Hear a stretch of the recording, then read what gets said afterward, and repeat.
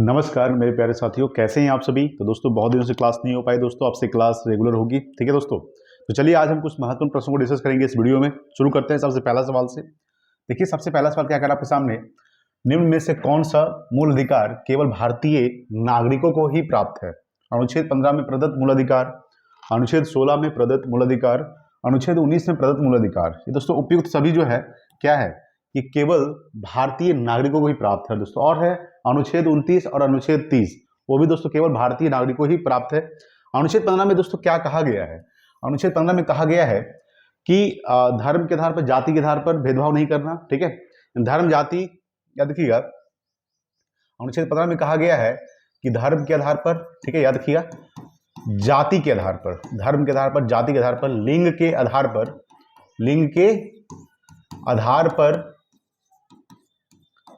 भेदभाव निषेध है। ठीक है, यानी भेदभाव नहीं करना है, ये आपको ध्यान रखें। भेदभाव निषेध याद रखिएगा, निषेध है, यानी कि धर्म के आधार पर, जाति के आधार पर, लिंग के आधार पर भेदभाव नहीं करना है दोस्तों। किसके में कहा गया है, अनुच्छेद 15 में कहा गया है। ठीक है, ये आपको ध्यान रखिएगा। अनुच्छेद 16 में कहा गया है लोक नियोजन में अवसर की समता है। याद रखिएगा, लोक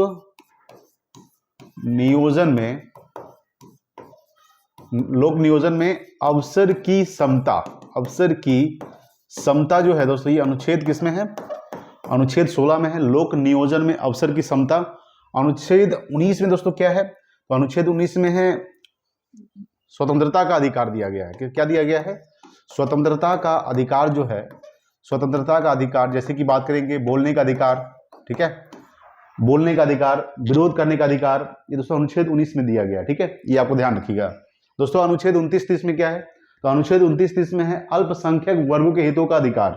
ठीक है, अनुच्छेद 29-30 में मतलब बताया गया है, जैसे कि हमारे दोस्तों मूल अधिकार कितने हैं, हमारा मूल अधिकार टोटल 6 है। ठीक है, कितने हैं, टोटल 6 मूल अधिकार है। ठीक है दोस्तों, मूल अधिकार जो हमारा है, कितने मूल अधिकार है दोस्तों आपका, तो टोटल 6 मूल अधिकार है दोस्तों। पहले कितना था, पहले 7 था, लेकिन संपत्ति के अधिकार को हटाकर, ठीक है, अनुच्छेद 300 काम डाल दिया गया है और संपत्ति के अधिकार को विधिक अधिकार बना दिया गया। ठीक है, ये आपको ध्यान रखिएगा। तो मूल अधिकार 6 है, जैसे कौन कौन सा है याद रखिए दोस्तों। समता का अधिकार, ठीक है, अनुच्छेद 14 से 18 तक। स्वतंत्रता का अधिकार, ठीक है, किसमें है, अनुच्छेद 19 अनुच्छेद 22 तक। उसमें दोस्तों आपका है शोषण के विरुद्ध अधिकार, अनुच्छेद 23-24 में है। धार्मिक स्वतंत्रता का अधिकार अनुच्छेद 25 से 28 तक है। फिर शिक्षा एवं संस्कृति का अधिकार अनुच्छेद 29-30 में है दोस्तों। आपका था संपत्ति का अधिकार अनुच्छेद 31 में, लेकिन उसको हटाकर विधिक अधिकार बना दिया गया दोस्तों, अनुच्छेद 300 का में डाल दिया गया। ठीक है, उसके बाद दोस्तों आपका है जो छठा है, ठीक है, छठा जो आपका दोस्तों वो है संवैधानिक उपचारों का अधिकार, आर्टिकल 32 में है। आर्टिकल 32 को संविधान का आत्मा कहा जाता है डॉक्टर भीमराव अम्बेडकर के द्वारा। ठीक है, ये आपको ध्यान रखिएगा दोस्तों। पूछेगा सवाल आपसे कि मूल अधिकार 6 है, ठीक है, किस अधिकार को हटाकर, तो संपत्ति के अधिकार को हटाकर। ठीक है, संपत्ति के अधिकार याद रखिएगा, संपत्ति के अधिकार को हटाकर कहां डाल दिया गया है, तो अनुच्छेद 300 का में डाल दिया गया है, अनुच्छेद 300 का में डाल दिया गया है। ठीक है, ये आपको ध्यान रखिएगा दोस्तों। और इससे क्या बना दिया गया है, और इसे विधिक अधिकार बना दिया गया है, विधिक अधिकार बना दिया गया है। ठीक है, ये आपको ध्यान रखिएगा दोस्तों, समझ गए होंगे। तो वर्तमान में कौन सा मूल अधिकार केवल भारतीय नागरिकों को प्राप्त है, अनुच्छेद 15 हो गया, अनुच्छेद 16 हो गया, अनुच्छेद 19 हो गया, और अनुच्छेद, ये भी ध्यान रखिएगा, अनुच्छेद 29 और अनुच्छेद 30 भी है, जो केवल भारतीय नागरिकों को ही प्राप्त है। ठीक है, याद रखिए। मूल अधिकार कहां से लिया गया है, तो मूल अधिकार जो आपका लिया गया है, ये आपका लिया गया है अमेरिका के संविधान से। ठीक है, याद रखिएगा, अमेरिका के संविधान से दोस्तों क्या लिया गया है, तो प्रस्तावना की जो प्रस्तावना जो है वो अमेरिका के संविधान से लिया गया, उद्देशिका अमेरिका के संविधान से लिया गया है। ठीक है, ये आपको ध्यान रखिए दोस्तों। ठीक है, समझ रहे होंगे। चलिए, तो ऑप्शन में से क्या हो जाएगा, 1 का डी हो जाएगा। चलिए अगला सवाल देखिएगा,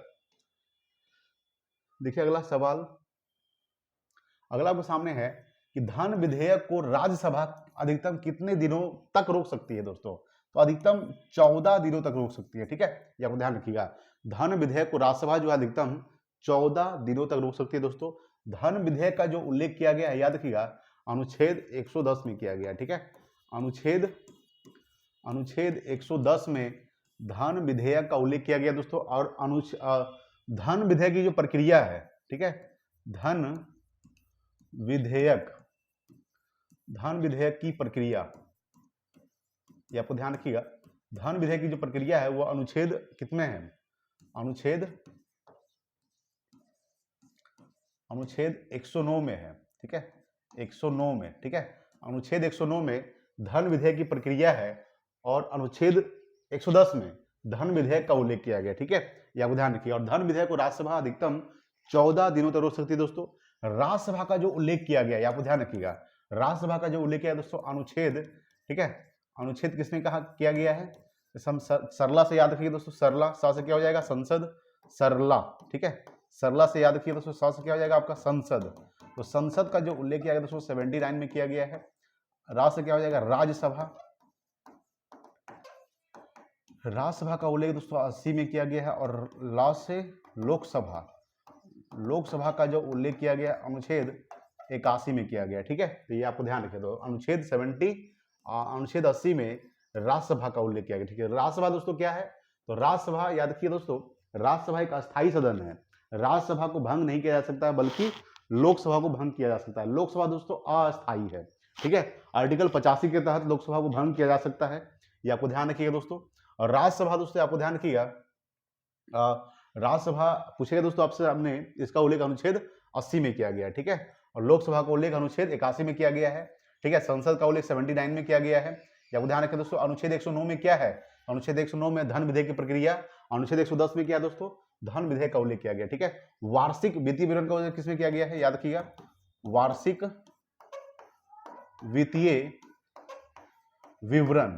देखिए हमारे संविधान में बजट का उल्लेख नहीं किया गया, बजट की जगह पर वार्षिक वित्तीय विवरण का उल्लेख किया दोस्तों। इसमें आर्टिकल हो गया, आर्टिकल किसमें, तो आर्टिकल अनुच्छेद 112 में, ठीक है, अनुच्छेद 112 में दोस्तों क्या है, वार्षिक वित्तीय विवरण का उल्लेख किया है दोस्तों।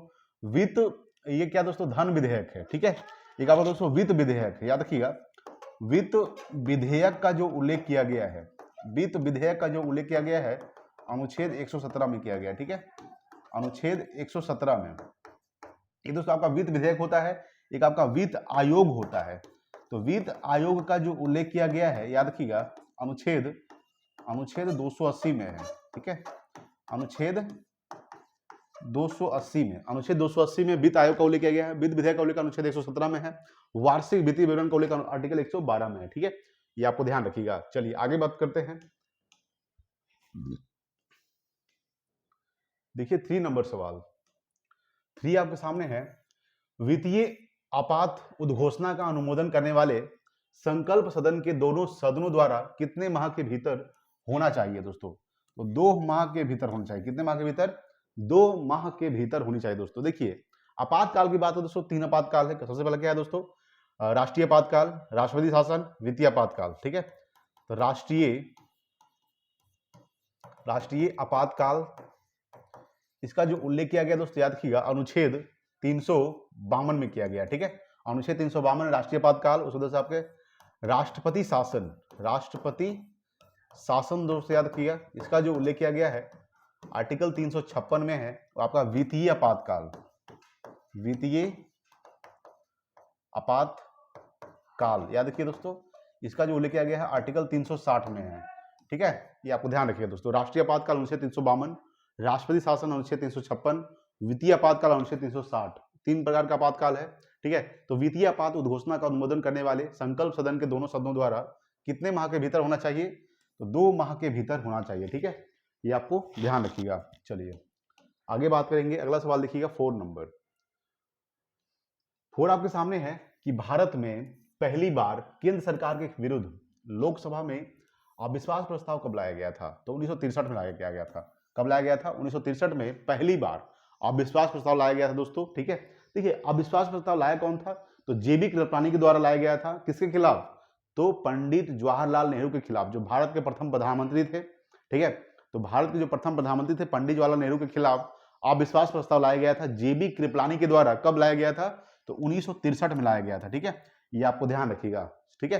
दोस्तों 1962 में क्या हुआ था, तो भारत चीन युद्ध हुआ था, याद रखिएगा, भारत चीन युद्ध कब हुआ था, तो तो भारत चीन युद्ध जो हुआ था ये 1962 में हुआ था। 1965 में दोस्तों याद रखिएगा, तो 1965 में आपको ध्यान रखिएगा भारत पाक युद्ध हुआ था। भारत पाक युद्ध, ठीक है, कब हुआ था? तो 1965 में हुआ था। 1966 में दोस्तों क्या हुआ था? ताशकंद समझौता हुआ था। ताशकंद समझौता, ठीक है, ये आपको ध्यान रखिएगा। ताशकंद समझौता हुआ था 1966 में, ठीक है। शिमला समझौता हुआ था 1972 में, ये भी ध्यान रखिएगा। शिमला समझौता, ठीक है, शिमला समझौता कब हुआ था? तो 1972 में हुआ था दोस्तों शिमला समझौता, ठीक है।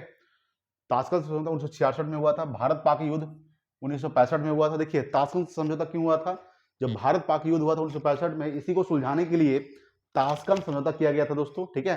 कहाँ किया गया था? रूस के ताशकंद शहर में किया गया था, ये आपको ध्यान रखिएगा, ठीक है। तो 1963 में क्या हुआ था? तो अविश्वास प्रस्ताव लाए थे, ठीक है, पहली बार लाया गया था भारत में। और 1962 में भारत चीन युद्ध हुआ था, ठीक है। ये डेट आपको ध्यान रखिएगा। चलिए आगे बात करते हैं। अगला सवाल देखिएगा 5 नंबर। 5 आपके सामने कह रहा है, देखिए क्या कह रहा है। 5 है कि राज्य के नीति निर्देशक तत्वों के प्रवर्तन के लिए किस अनुच्छेद में उपबंध किया गया है? तो अनुच्छेद 37 में है। किसमें है? अनुच्छेद 37। अनुच्छेद 40 में दोस्तों क्या है? तो अनुच्छेद 40 में ग्राम सभा का उल्लेख किया गया है। ग्राम सभा, ठीक है, ग्राम सभा का उल्लेख दोस्तों अनुच्छेद 40 में है। अनुच्छेद 44 में क्या है? समान नागरिक संहिता, ठीक है, समान। अभी दोस्तों हाल फिलहाल में किस राज्य में समान नागरिक संहिता लागू हुआ है? कमेंट करके बताइएगा। समान नागरिक संहिता जो लागू है दोस्तों हाल फिलहाल में किस राज्य में लागू हुआ है? ठीक है दोस्तों।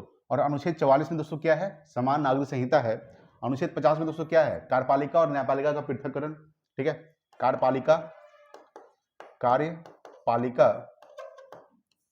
और न्यायपालिका का पृथक्करण, ठीक है, कार्यपालिका और न्यायपालिका का पृथक्करण दोस्तों अनुच्छेद 50 में है। अनुच्छेद 44 में दोस्तों क्या है? समान नागरिक संहिता। अनुच्छेद 40 में ग्राम सभा।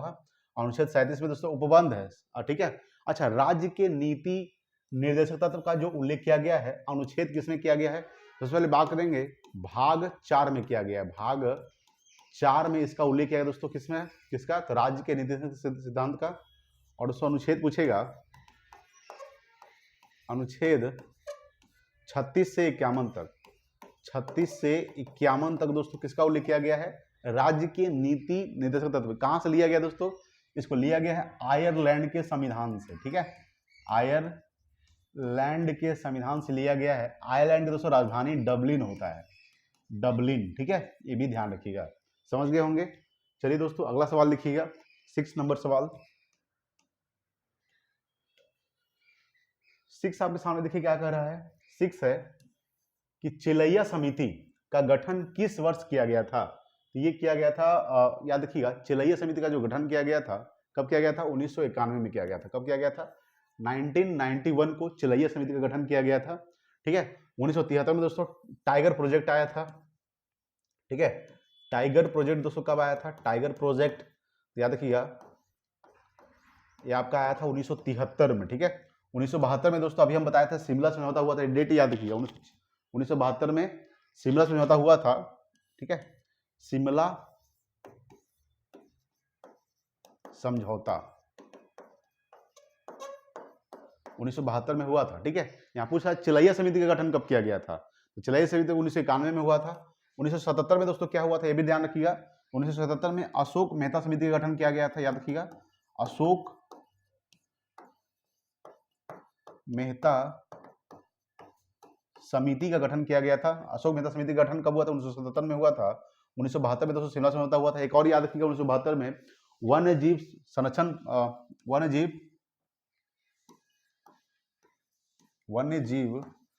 संरक्षण अधिनियम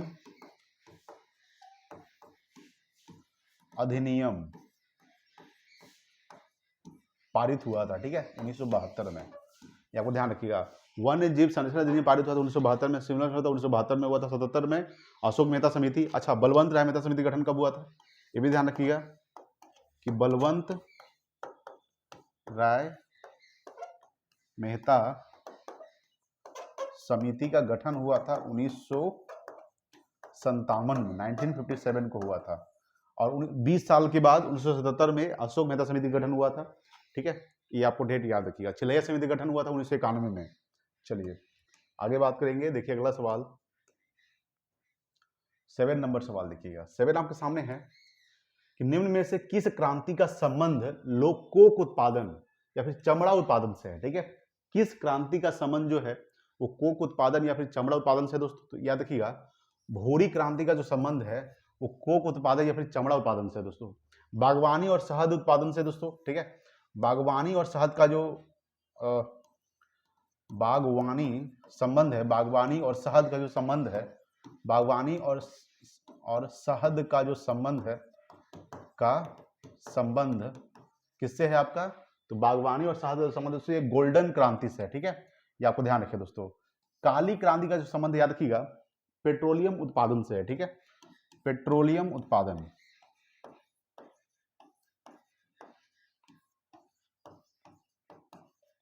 ठीक है, ये आपको ध्यान रखिएगा, काली क्रांति का संबंध पेट्रोलियम उत्पादन से है।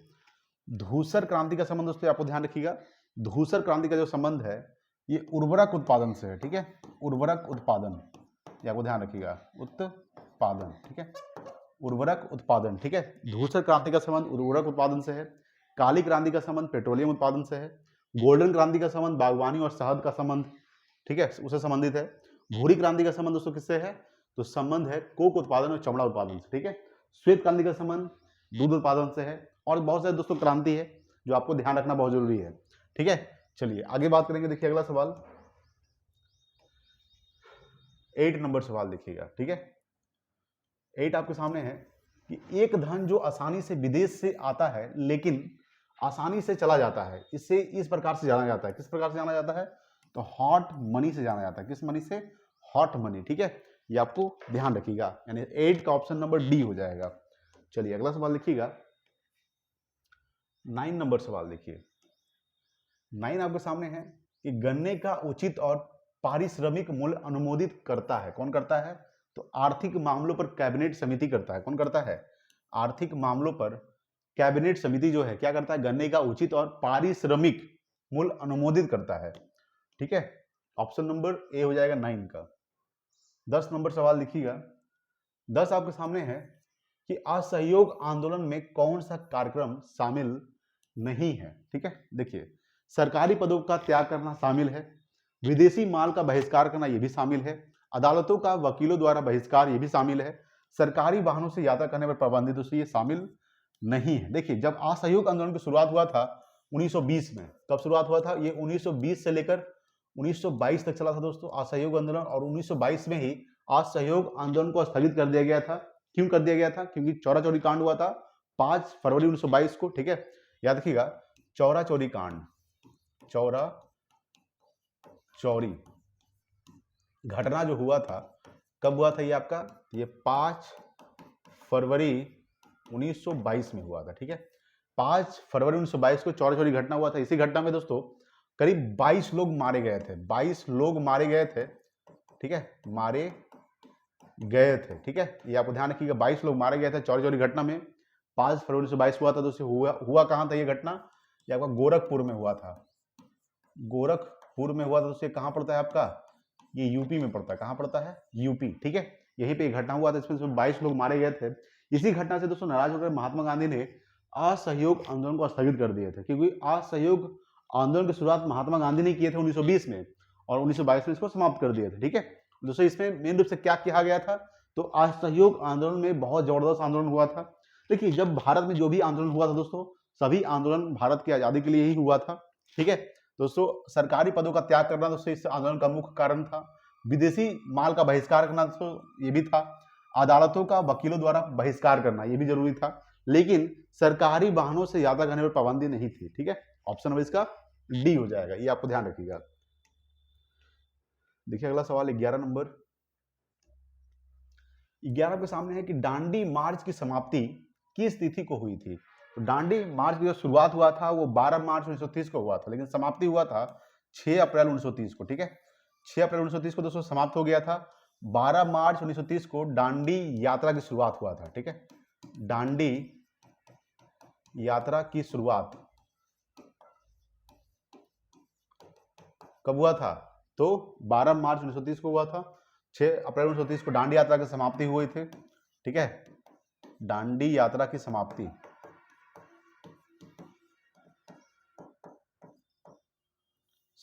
ठीक है, ये आपको ध्यान रखिएगा। कब हुआ था?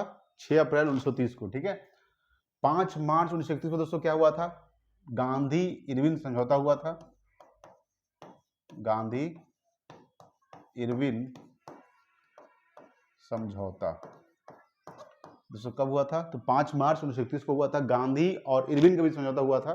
ठीक है, ये आपको ध्यान रखिएगा। दोस्तों दांडी मार्च की समाप्ति की स्थिति को हुई थी 6 अप्रैल 1930 को हुआ था। देखिए ये जो यात्रा शुरू किया गया था, ये दोस्तों टोटल 24 दिन तक दोस्तों यात्रा चला था। कितने दिन तक? 24 दिन तक यात्रा चला था दोस्तों। कितने लोगों के साथ? तो 78 लोगों के साथ दोस्तों यात्रा को शुरुआत हुआ था दांडी से। दोस्तों दांडी यात्रा जो साबरमती आश्रम से शुरुआत हुआ था, ये जो शुरुआत हुआ था ये साबरमती आश्रम से शुरुआत हुआ था। ठीक है, ये आपको ध्यान रखिएगा, साबरमती आश्रम, ये यात्रा की शुरुआत किया गया था। ठीक है, ये आपको ध्यान रखिएगा दोस्तों। साबरमती आश्रम का स्थापना ही महात्मा गांधी ने किए थे, 1916 में किए थे साबरमती आश्रम का स्थापना। ठीक है, ये आपको ध्यान रखिएगा। चलिए आगे बात करते हैं। देखिए 12 नंबर सवाल, 12 आपके सामने है कि गांधी के जीवन काल में घटी निम्न घटनाओं का कालक्रम सही नहीं है। कौन सा दोस्तों सही नहीं है?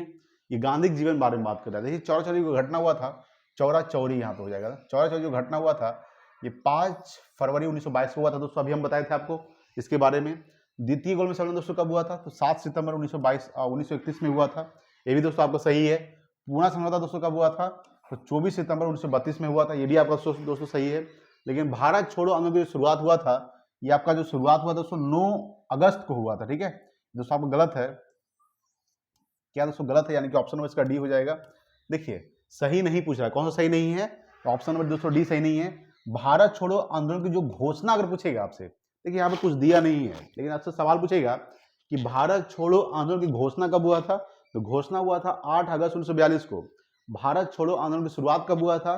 तो एक दिन के बाद 9 अगस्त 1942 को हुआ था। ठीक है, तो हम यहाँ पे लिख देते हैं दोस्तों, यहाँ पे लिखा हुआ नहीं है, लेकिन पूछेगा कि भारत छोड़ो आंदोलन की घोषणा अगर पूछेगा दोस्तों, घोषणा हुआ था 8 अगस्त 1942 को, 8 अगस्त 1942 को। लेकिन भारत छोड़ो आंदोलन की शुरुआत अगर पूछेगा, शुरुआत हुआ था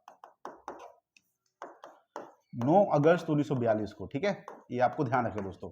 ये मैंने उसे भारत छोड़ो आंदोलन के दौरान ही, भारत छोड़ो आंदोलन के दौरान ही दोस्तों महात्मा गांधी ने एक नारा दिए थे, करो या मरो का नारा दिए थे। करो या मरो का जो नारा दिए थे ये महात्मा गांधी के द्वारा ही दिया गया था। ये वार्धा दोस्तों मुंबई में हुआ था, भारत छोड़ो आंदोलन। ठीक है, ये आपको ध्यान रखिएगा, क्विट इंडिया मूवमेंट। ठीक है, अच्छा एक बात बताइए कि दोस्तों प्रथम गोलमेज सम्मेलन कब हुआ था? ये दोस्तों द्वितीय है। प्रथम जो गोलमेज सम्मेलन हुआ था, याद रखिएगा, प्रथम गोलमेज सम्मेलन। ठीक है, जो प्रथम गोलमेज सम्मेलन हुआ था ये आपका 1930 में हुआ था। द्वितीय गोलमेज सम्मेलन 1931 में हुआ था। डेट याद रखिएगा 7 सितंबर 1931। ठीक है, पूछेगा तृतीय जो गोलमेज सम्मेलन हुआ था, तृतीय गोलमेज सम्मेलन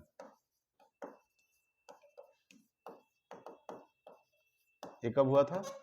ये आपका हुआ था 1932 में हुआ था। ठीक है, तो तृतीय गोलमेज सम्मेलन 1932 में हुआ था। ठीक है, तीनों गोलमेज सम्मेलन में कौन भाग लिए थे? तीनों जो गोलमेज सम्मेलन हुआ था लंदन में हुआ था, और उसमें डॉक्टर भीमराव अम्बेडकर तीनों गोलमेज सम्मेलन भाग लिए थे। द्वितीय गोलमेज सम्मेलन दोस्तों महात्मा गांधी ने भाग लिए थे, मात्र एक अधिवेशन का अध्यक्षता किए थे, वो भी 1924 का बेलगाम अधिवेशन का अध्यक्षता किए थे। और एक सम्मेलन का भाग लिए थे कौन? द्वितीय गोलमेज सम्मेलन में कौन भाग लिए थे? तो महात्मा गांधी जो थे वो मात्र द्वितीय गोलमेज सम्मेलन में भाग लिए थे, महात्मा गांधी। ठीक है, ये आपको ध्यान रखिएगा, महात्मा गांधी ने द्वितीय गोलमेज सम्मेलन में भाग लिए थे, जो 7 सितंबर 1931 को हुआ था। ठीक है, अच्छा दोस्तों यहाँ से पूछेगा कि पूना समझौता जो हुआ था, पूना पैक्ट, ये पूना पैक्ट 1932 में हुआ था, किसके बीच हुआ था? तो पूना पैक्ट जो हुआ था 1932 में, ये महात्मा गांधी और डॉक्टर भीमराव अम्बेडकर के बीच हुआ था, और डॉक्टर भीमराव अम्बेडकर, ठीक है, बीच हुआ था पूना समझौता, पूरा पैक्ट 1932 में हुआ था। ठीक है, ये आपको ध्यान रखिएगा। चलिए अगला सवाल देखिएगा, 13 नंबर सवाल।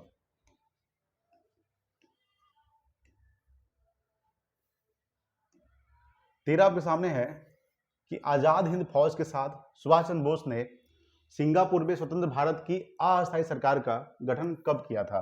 तो 21 अक्टूबर 1943 में किया था। ठीक है, ये आपको ध्यान रखिएगा। 21 अक्टूबर 1943 को आजाद हिंद फौज के साथ सुभाष चंद्र बोस ने सिंगापुर में स्वतंत्र भारत की अस्थायी सरकार का गठन किए थे। ठीक है, सवाल पूछेगा दोस्तों कि आजाद हिंद फौज का गठन कौन किए थे? देखिए, आजाद हिंद फौज का जो गठन किए थे, गठन अगर पूछेगा तो गठन इसका 1942 में हुआ था। किसके द्वारा? तो रास बिहारी बोस के द्वारा। ठीक है, रास बिहारी बोस के द्वारा। लेकिन पूछेगा दोस्तों कि इसको और कौन मजबूत बनाया था, यानी और आगे कौन बढ़ाया था आजाद हिंद फौज को? तो सुभाष चंद्र बोस ने बढ़ाए थे 1943 में। इसका मेन रूप से नेतृत्व कर लिए थे सुभाष चंद्र बोस ने आजाद हिंद फौज का 1943 में। लेकिन मेन रूप से ऐसे गठन किए थे 1942 में रास बिहारी बोस ने किए थे। ठीक है, तो आजाद हिंद फौज के साथ सुभाष चंद्र बोस ने सिंगापुर में स्वतंत्र भारत की अस्थायी सरकार का गठन कब किया था? 21 अक्टूबर 1943 को। ठीक है, ये आपको ध्यान रखिएगा दोस्तों। और पूछेगा कि फॉरवर्ड ब्लॉक पार्टी का स्थापना 3 मई 1939 में किए थे सुभाष चंद्र बोस ने। ठीक है, forward block party, forward block party का जो स्थापना हुआ था, स्थापना याद रखिएगा कब हुआ था? तो आपका 3 मई 1939 में हुआ था। फॉरवर्ड ब्लॉक पार्टी का स्थापना हुआ था। ठीक है, इसका स्थापना कौन किए थे? तो सुभाष चंद्र बोस किए थे, सुभाष चंद्र बोस किए थे। ठीक है, ये आपको ध्यान रखिएगा। चलिए अगला सवाल देखिएगा, 14 नंबर। 14 आपके सामने है कि सती प्रथा का उन्मूलन किया गया। कब किया गया? तो 1829। यहाँ पे दोस्तों देखिए नियम दिया हुआ था, यहाँ सवाल आपसे पूछेगा इसके अनुसार क्या हो सकता है। 1828 तो होगा ही नहीं, 1829 ही होगा, लेकिन नियम 17 के द्वारा होगा, नियम 12 के द्वारा नहीं होगा। यानी नियम यहाँ पे जो धारा है, धारा 17 के द्वारा 1829 के नियम या फिर धारा 17 के द्वारा दोस्तों सती प्रथा का उन्मूलन कर दिया गया था, यानी सती प्रथा को अंत कर दिया गया था। ठीक है, याद रखिएगा दोस्तों किसके सहयोग से? तो दोस्तों दो व्यक्ति थे, राजा राम मोहन राय और लॉर्ड विलियम बैटिंग के सहयोग से। ठीक है, याद रखिएगा, राजा राम मोहन राय और दोस्तों कौन थे? लॉर्ड विलियम बैटिंग थे। ठीक है, लॉर्ड विलियम बैटिंग, राजा राम मोहन राय और लॉर्ड विलियम बैटिंग सहयोग से 1829 में सती प्रथा को अंत कर दिया गया था। ठीक है, ये आपको ध्यान रखिएगा दोस्तों। 1829 के नियम 17 के द्वारा, कभी कभी ऑप्शन सिर्फ ये नहीं रहेगा, तो यहाँ पे अगर नियम धारा रहेगा तो यहाँ पे 17 मारना है। ठीक है, ये आपको ध्यान रखिएगा। तो सती प्रथा का जो अंत किए थे वो राजा राम मोहन राय और लॉर्ड विलियम बैटिंग के सहयोग से 1829 में सती प्रथा को अंत कर दिया था। ठीक है, ये आपको ध्यान रखिएगा दोस्तों। अगर सवाल पूछेगा दोस्तों कि राजा राम मोहन राय को राजा का उपाधि किसने दिया था? तो राजा का जो उपाधि दिए थे वो अकबर द्वितीय थे। अकबर द्वितीय ने राजा राम मोहन राय को राजा उपाधि दिए थे। ठीक है, ब्राह्मण समाज का स्थापना किसने किए थे? तो राजा राम मोहन राय ने ही ब्राह्मण समाज का स्थापना किए थे। ठीक है, याद किया, ब्राह्मण समाज का स्थापना किए थे, ब्राह्मण समाज। ठीक है, किसने किए थे? तो राजा राम मोहन राय किए थे ब्राह्मण समाज का स्थापना। राजा संवाद कौमुदी दोस्तों किसकी है पत्रिका? संवाद कौमुदी जो है, संवाद कौमुदी दोस्तों राजा राम मोहन राय की है, संवाद कौमुदी। ठीक है, ये आपको ध्यान रखिएगा, संवाद कौमुदी राजा राम मोहन राय। पूछेगा दोस्तों आपसे सवाल कि राजा राम मोहन राय राजा उपाधि अकबर द्वितीय ने दिया था। ठीक है दोस्तों, राजा राम मोहन राय को, ठीक है, क्या अगर पूछेगा सवाल आपसे, ठीक है, समझ गए होंगे, तो सती प्रथा का उन्मूलन किया था 1829 के नियम 17 के द्वारा। ऑप्शन नंबर इसका बी हो जाएगा। चलिए अगला सवाल देखते हैं। देखिए अगला सवाल 15 नंबर। 15 आपके सामने है कि वहाबियों के विद्रोह को कुचलने का श्रेय किस गवर्नर जनरल को जाता है दोस्तों? तो लॉर्ड एलेग्न द्वितीय को जाता है। किसको जाता है? लॉर्ड एलेग्न द्वितीय को। ठीक है, यानी वहाबियों के विद्रोह को कुचलने का जो श्रेय दिया जाता है लॉर्ड एलेग्न द्वितीय। ऑप्शन नंबर इसका बी हो जाएगा। अगला देखिए 16 नंबर सवाल। 16 आपके सामने है, त्रिपक्षीय संघर्ष में निम्न में से कौन राजवंश शामिल नहीं था? दोस्तों पल्लव शामिल नहीं था। ठीक है, याद रखिएगा, पल्लव शामिल नहीं था, याद रखिए दोस्तों। और पल्लव वंश का जो स्थापना किए थे वो सिंह विष्णु ने किए थे। ठीक है, सिंह विष्णु, ये आपको ध्यान रखिएगा, सिंह विष्णु ने पल्लव वंश का स्थापना किया दोस्तों प्रतिहार वंश का जो स्थापना किए थे, ध्यान रखिए दोस्तों, प्रतिहार वंश। पाल वंश का दोस्तों स्थापना किसने किया था? तो राजा गोपाल ने किया था। राजा गोपाल ने पाल वंश का स्थापना किए थे। राष्ट्रकूट वंश का स्थापना किसने किया था? तो दंती दुर्ग ने किया था। दंती दुर्ग ने राष्ट्रकूट वंश का स्थापना किए थे।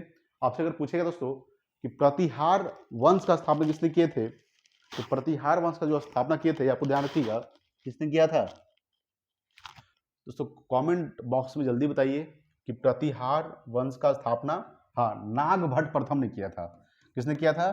नागभट्ट प्रथम। ठीक है, नागभट्ट प्रथम ने प्रतिहार वंश का स्थापना किए थे। ठीक है, तो त्रिपक्षीय संघर्ष में निम्न में से कौन राजवंश शामिल नहीं था? तो पल्लव शामिल नहीं था, बल्कि पाल शामिल था, राष्ट्रकूट वंश शामिल था, प्रतिहार वंश शामिल था। ठीक है, ये आपको ध्यान रखिएगा। चलिए अगला देखिए 17 नंबर सवाल। 17 आपके सामने देखिए क्या कह रहा है। 17 नंबर सवाल देखिएगा। 17 आपके सामने है कि सिंधु घाटी सभ्यता के अंतर्गत शवों को दफनाने के अवशेष मिले हैं। इसमें शवों के सिर किस दिशा में रखे मिले हैं? तो उत्तर की दिशा में। कहां मिले हैं?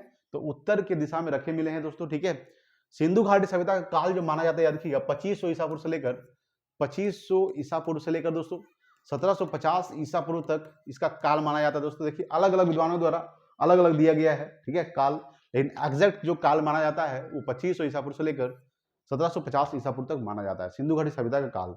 सिंधु घाटी सभ्यता को दोस्तों हड़प्पा सभ्यता भी कहा जाता है। सिंधु घाटी जो सभ्यता था वो सिंधु नदी किनारे बसा हुआ था। ठीक है, ये आपको ध्यान रखिएगा दोस्तों। जैसे महत्वपूर्ण था दोस्तों हड़प्पा हो गया, ये सिंधु घाटी सभ्यता का स्थल है दोस्तों हड़प्पा। ठीक है, हड़प्पा दोस्तों, हड़प्पा का दोस्तों खोज किसने किया था? तो दयाराम साहनी ने किए थे। दयाराम साहनी। ठीक है, यानी हड़प्पा खोज के दोस्तों। हड़प्पा जो है ये आपका रावी नदी किनारे है। ठीक है, रावी नदी किनारा दोस्तों। ठीक है, हड़प्पा जो है आपका याद रखिएगा ये पाकिस्तान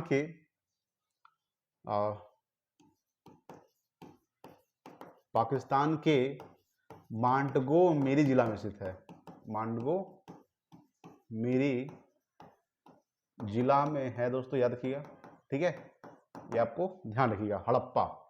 ठीक है, आपसे अगर पूछे दोस्तों कि मोहनजोदड़ो, देखिए यहां पे मोहनजोदड़ो का खोज किसने किया था? तो राखलदास बनर्जी ने किए थे।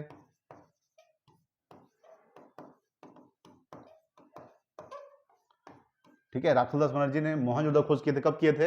हड़प्पा खोज 1921 में हुआ था, लेकिन इसका जो खोज हुआ था 1922 में हुआ था। ठीक है, राखलदास बनर्जी के द्वारा। इसके दोस्तों मृतकों का टीला कहा जाता है। मृतकों का टीला कहा जाता है दोस्तों, याद रखिएगा किसको? तो मोहनजोदड़ो को। ठीक है, सबसे बड़ा जो स्नानागार प्राप्त हुआ है,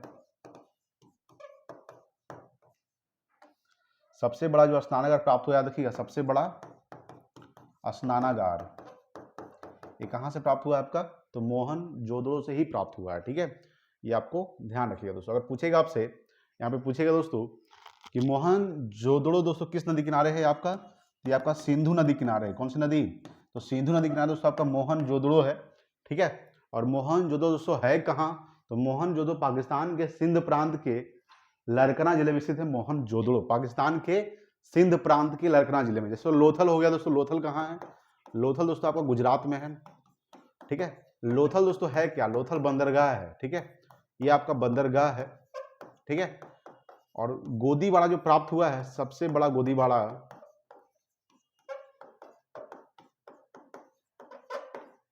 ये दोस्तों कहां से प्राप्त हुआ है? तो आपका लोथल से ही प्राप्त हुआ है। ठीक है, ये आपको ध्यान रखिएगा दोस्तों। अगर पूछेगा आपसे दोस्तों, एक हो गया आपका कालीबंगा।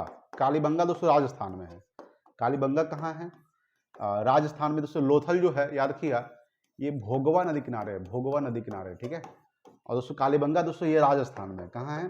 राजस्थान में आपका कालीबंगा है। और दोस्तों कालीबंगा में चूड़ी का दोस्तों प्रमाण मिला है, काले चूड़ी का प्रमाण मिला है। ठीक है, चूड़ी का प्रमाण, ये आपको ध्यान रखिएगा। काली मतलब दोस्तों ब्लैक होता है, बंगा मतलब चूड़ी होता है। तो काली चूड़ी का जो प्रमाण मिला दोस्तों कालीबंगा से प्राप्त हुआ है।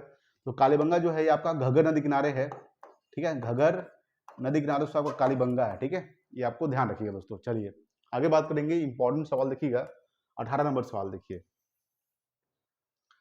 18 के सामने क्या रहा है देखिए कि किस बौद्ध संगीति में बौद्ध धर्म का दो संप्रदायों में विभाजन हो गया था दोस्तों, चतुर्थ बौद्ध संगीति में। ठीक है, चतुर्थ बौद्ध संगीति दोस्तों क्या हुआ था, बौद्ध धर्म दो संप्रदायों में विभाजन हो गया था, हीनयान और महायान।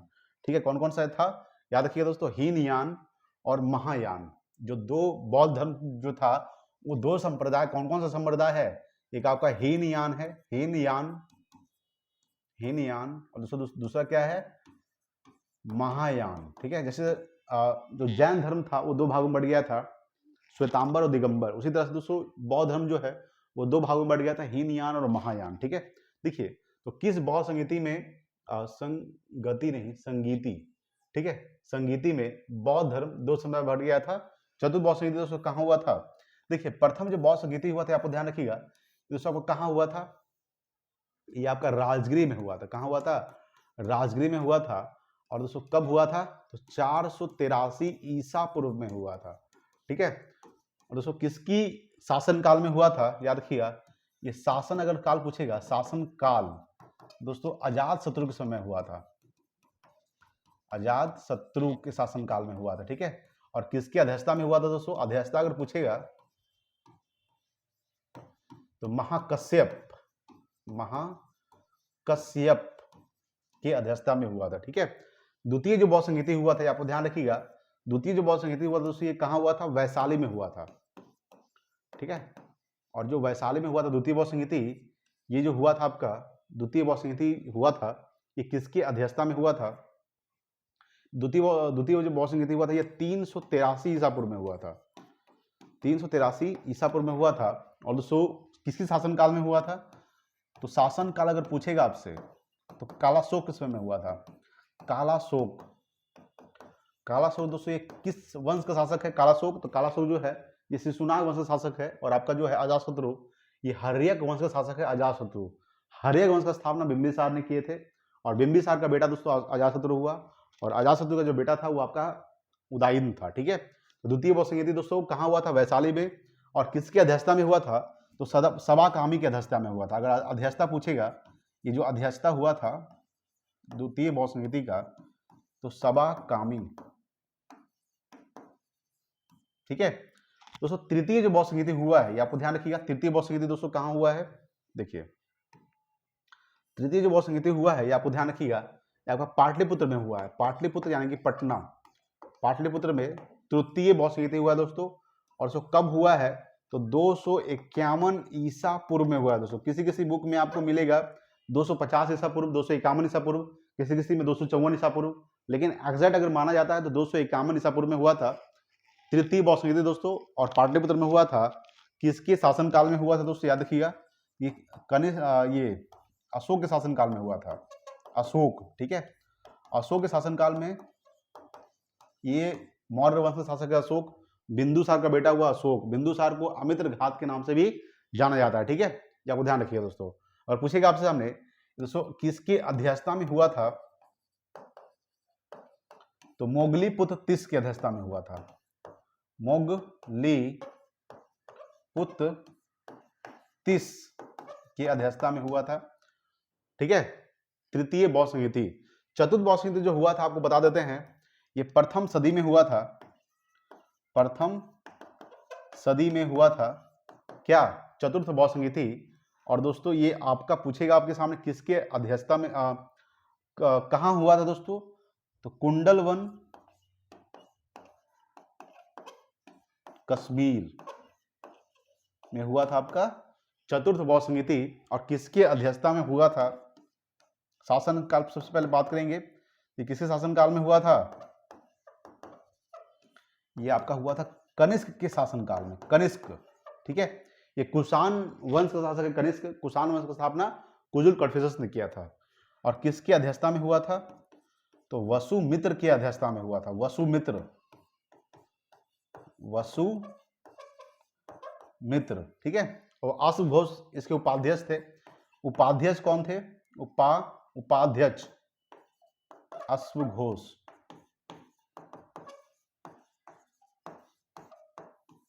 ठीक है, तो बहुत इंपॉर्टेंट है, इसको आप लोग ध्यान रखिएगा, बहुत ज्यादा इंपॉर्टेंट है। ठीक है, तो किस बौद्ध संगीति में बौद्ध धर्म का दो संप्रदाय में विभाजन हो गया था, तो चतुर्थ बौद्ध संगीति में जो है हीनयान और महायान, दो संप्रदायों में विभाजन हो गया था। देखिए अगला सवाल 19 नंबर। 19 आपके सामने है कि महावीर स्वामी को किस नदी के तट पर कैवल्य की प्राप्ति हुई थी। कैवल्य का मतलब होता है ज्ञान की प्राप्ति। किस नदी के किनारे हुई थी? तो रिजु पालिका नदी किनारे हुआ था। ठीक है, ये आपको ध्यान रखिएगा। रिजु पालिका नदी किनारे दोस्तों महावीर स्वामी को जो है ये जैन धर्म के 24वें तीर्थंकर हुए। जैन धर्म के 24वें तीर्थंकर। ठीक है, जैन धर्म के 24वें तीर्थंकर दोस्तों कौन हुए आपका? तो आपका हुए महावीर स्वामी। ठीक है, याद रखिए महावीर स्वामी को बचपन का नाम दोस्तों याद रखिए। इनके बचपन का जो नाम है वो दोस्तों क्या है? वर्धमान है, वर्धमान। ठीक है, वर्धमान जो है ये महावीर स्वामी के बचपन का नाम है दोस्तों। जैन धर्म के प्रथम तीर्थंकर कौन हुए? तो जैन धर्म के प्रथम तीर्थंकर अगर पूछेगा, प्रथम तीर्थंकर ऋषभदेव। ठीक है, ये आपको ध्यान रखिएगा। और जैन धर्म के 23वें तीर्थंकर, जैन धर्म के पहले 22वें देख लेते हैं। 22वें जो तीर्थंकर हुए, 22वें तीर्थंकर अरिष्ट नेमी हुए। ठीक है, अरिष्ट नेमी। ठीक है, और जैन धर्म के 23वें तीर्थंकर हुए आपका पार्श्वनाथ। पार्श्वनाथ। 24वें तीर्थंकर हुए महावीर स्वामी। महावीर स्वामी जो है ये 24वें तीर्थंकर है। ठीक है, ये आपको ध्यान रखिएगा। तो महावीर स्वामी को किस नदी के तट पर कैवल्य की प्राप्ति हुई थी? तो रिजु पालिका नदी किनारे हुआ था। महावीर स्वामी का दोस्तों जन्म कब हुआ था? इनका जन्म याद रखिएगा। इनका जन्म हुआ था 540 ईसा पूर्व में हुआ था। किनका जन्म? तो महावीर स्वामी का। इनका जो मृत्यु हुआ है, इनका मृत्यु दोस्तों हुआ है कब हुआ है? तो 468 ईसा पूर्व में हुआ है। ठीक है, इनका दोस्तों जन्म कहाँ हुआ था? जन्म हुआ था कुंडग्राम वैशाली में हुआ था। ठीक है, याद रखिएगा। यहाँ पे लिख देते हैं कुंडग्राम, कुंडग्राम वैशाली में इनका जन्म हुआ है। इनका जो मृत्यु हुआ है दोस्तों पावापुरी में हुआ है। पावापुरी। ठीक है, ये आपको ध्यान रखिएगा। ठीक है, समझ रहे होंगे। इनको जो ज्ञान की प्राप्ति हुआ था रिजु पालिका नदी किनारे हुआ था। ठीक है, ये आपको ध्यान रखिएगा दोस्तों। चलिए, और दोस्तों गौतम बुद्ध जो ज्ञान की प्राप्ति हुआ था निरंजना नदी किनारे हुआ था। निरंजना नदी को फल्गु नदी के नाम से जाना जाता है। ठीक है, ये आपको ध्यान रखिएगा दोस्तों। अगला सवाल देखिए 20 नंबर। 20 आपके सामने है कि आजीवक संप्रदाय के संस्थापक निम्न में से कौन थे? तो मखलीपुत्र गोसाल, ऑप्शन नंबर सी। मखलीपुत्र जो गोसाल है ये आजीवक संप्रदाय के संस्थापक है दोस्तों। बहुत इंपॉर्टेंट सवाल है। देखिए अगला सवाल 21 नंबर। 21 आपके सामने है कि किस मुगल शासक के शासनकाल को स्थापत्य कला का स्वर्णिम काल कहा जाता है? तो याद रखिएगा शाहजहां। ठीक है, शाहजहां के शासनकाल के को स्थापत्य कला का स्वर्णिम काल कहा जाता है दोस्तों। शाहजहां ने, याद रखिएगा, दीवान-ए-आम, दीवान-ए-खास का निर्माण किसने करवाया था? यह भी ध्यान रखिए दोस्तों। दीवान-ए-आम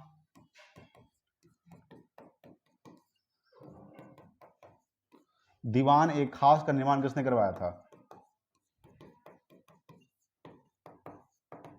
दोस्तों ये शाहजहां नहीं करवाया था। ठीक है, ये आपको ध्यान रखें दोस्तों। जहांगीर दोस्तों याद रखिएगा। जहांगीर दोस्तों हो गया, अकबर आपका हो गया, औरंगजेब हो गया। कुछ इंपॉर्टेंट पॉइंट देख लेते हैं इन लोग के बारे में। सबसे पहले बात करेंगे थोड़ा सा औरंगजेब के बारे में। औरंगजेब दोस्तों, औरंगजेब को क्या कहा जाता है? तो औरंगजेब को जिंदा पीर कहा जाता है। जिंदा पीर कहा जाता है। ठीक है, और औरंगजेब ने दोस्तों किस गुरु का हत्या करवाया था? तो गुरु तेग बहादुर का हत्या करवाया था। गुरु तेग बहादुर का हत्या करवाया था कब? तो 1675 में। ठीक है, आपको ध्यान रखिएगा। दोस्तों बात करेंगे जहांगीर। तो जहांगीर को दोस्तों क्या कहा जाता है? याद रखिए, जहांगीर ने गुरु अर्जुन देव का हत्या करवाए थे। यह सिख के 5वें गुरु हुए गुरु अर्जुन देव।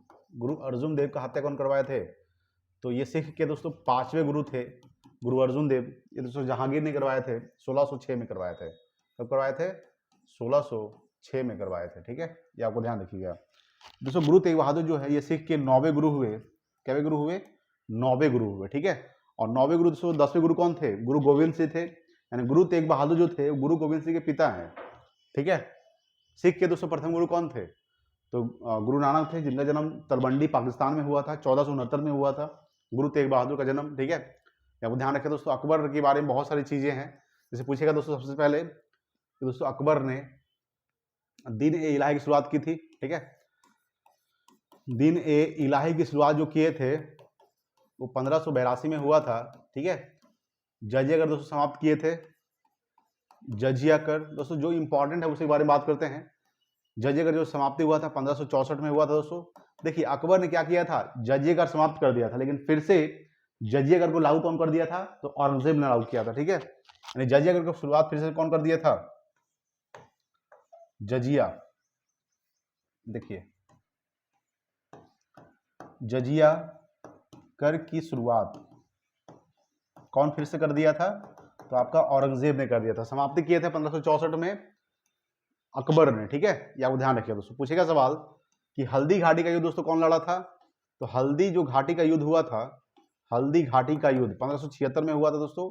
हल्दी घाटी का युद्ध 1576 में हुआ था, अकबर और महाराणा प्रताप के बीच हुआ था, ठीक है। ये भी आपको ध्यान रखिए दोस्तों।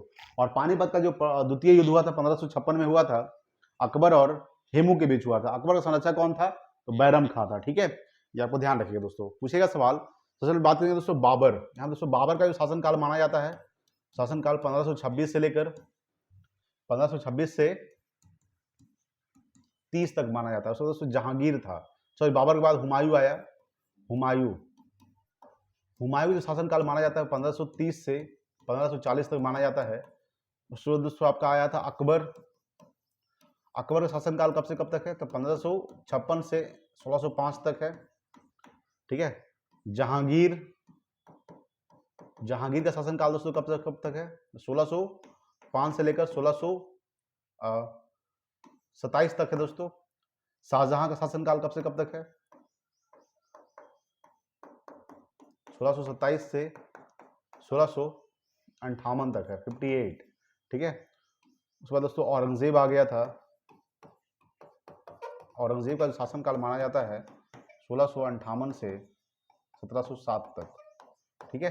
ये आपको ध्यान रखिएगा। इसको शासनकाल आपको ध्यान रखना बहुत जरूरी है दोस्तों, ठीक है। ये आपको ध्यान रखिएगा। अकबरनामा किसने लिखा था, तो अकबरनामा लिखा था अबुल फजल ने, ठीक है। अबुल फजल ने अकबरनामा लिखा था, ठीक है। अबुल फजल, ये आपको ध्यान रखिएगा दोस्तों। हुमायूं नामा किसने लिखा था, तो हुमायूं नामा हुमायूं की बहन थी गुलबदन बेगम ने हुमायूं नाम लिखा था, अकबर के कहने पे लिखी थी, ठीक है। ये आपको ध्यान रखिएगा। चलिए देखिए कहने के लिए बहुत सारी बातें हैं बताने के लिए, दोस्तों उतना समय नहीं है, ठीक है, क्योंकि दोस्तों और सवाल करना है हम लोग को। देखिए 22 नंबर सवाल, 22 आपके सामने है कि मुगल काल में मुहतसिब कौन था दोस्तों, तो ये आपका आचरण अधिकारी थे। कौन थे, आचरण अधिकारी, ठीक है। यानी मुगल काल में मुहतसिब कौन था, आचरण अधिकारी। मुगल वंश का स्थापना बाबर ने किया था 1526 में। पानीपत के प्रथम युद्ध में इब्राहिम लोदी को हराकर, लोदी वंश का अंतिम शासक था इब्राहिम लोदी, ठीक है। इब्राहिम लोदी याद रखिएगा। अगला देखिए 23 नंबर सवाल, दीवान ए अर्ज किस विभाग से संबंधित था, दोस्तों सैन्य विभाग। कौन सा विभाग, सैन्य विभाग से संबंधित था दीवान ए अर्ज, ठीक है। चलिए देखिए अगला सवाल 24 नंबर। 24 आपके सामने है कि बसावन व दशवंत किस शासक के दरबारी चित्रकार थे, आपको ध्यान रखिएगा दोस्तों। तो बसावन व दशवंत जो थे ये किस शासक के, तो आपको ध्यान रखिएगा ये अकबर के शासक, ठीक है, अकबर। तो बसावन दशवंत जो थे ये अकबर के शासक के दरबारी चित्रकार थे दोस्तों, याद रखिएगा। तो पूछिएगा दोस्तों कि अकबरनामा किसने लिखा था, तो अकबरनामा अबुल फजल ने लिखा था। अबुल फजल अभी हम बताए थे आपको, लेकिन सवाल पूछेगा दोस्तों इसमें इंपॉर्टेंट सवाल ये है। सबसे पहले बात करेंगे अकबर के बारे में। अकबर का दोस्तों जन्म कब हुआ है, या दोस्तों जन्म याद रखिएगा, जन्म 1542 में कहाँ हुआ है, तो अमरकोट में हुआ है, ठीक है। ये आपको ध्यान रखिएगा, अमरकोट में अकबर का जन्म हुआ है दोस्तों, ठीक है। हुमायूं नामा दोस्तों किसने लिखा था, तो हुमायूं नामा गुलबदन बेगम ने लिखी थी। गुलबदन बेगम हुमायूं ने लिखी थी, किसके कहने पर, तो दोस्तों ये अकबर के कहने पर लिखी है। अकबर के कहने पर दोस्तों हुमायूं नामा लिखी थी गुलबदन बेगम ने, ठीक है। आपको ध्यान रखिएगा दोस्तों। पूछेगा सवाल आपसे, अच्छा पूछेगा दोस्तों, यहाँ पे सवाल अगर पूछ सकता है, याद रखिएगा कि चौसा का युद्ध दोस्तों कब हुआ था, चौसा का युद्ध 1539 में हुआ था, ठीक है। 1539 में किसके बीच? हुमायूं और शेरशाह सूरी के बीच हुआ था। पराजित कौन हुआ था? हुमायूं पराजित हो गया था। जीता कौन था? शेरशाह सूरी। उसके बाद दोस्तों बिलग्राम या फिर कन्नौज का युद्ध, बिलग्राम या